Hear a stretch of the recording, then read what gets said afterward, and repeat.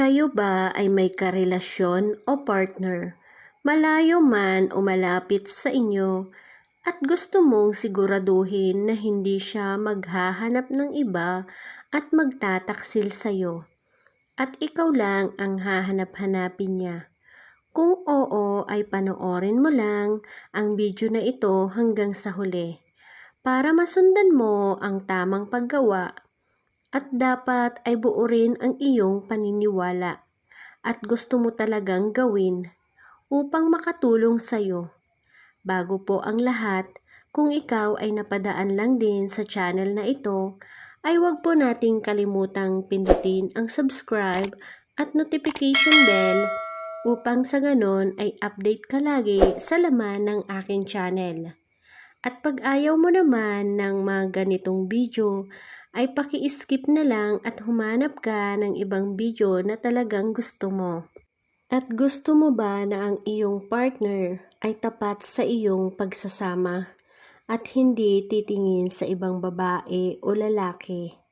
At sa iyo lang siya titingin at titibok ang puso niya.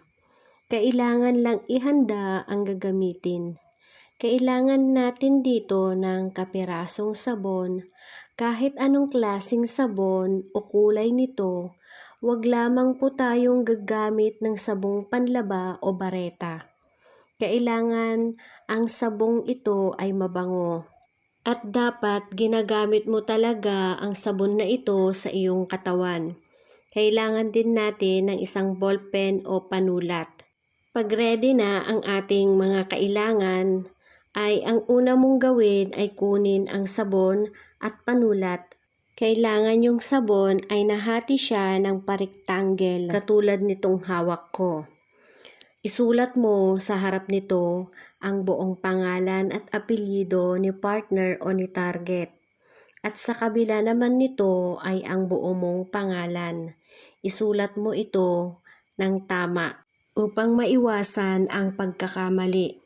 Pag natapos mo itong sulatan ng pangalan niya at pangalan mo, ay isipin mo ng 2 minuto ang kanyang mukha.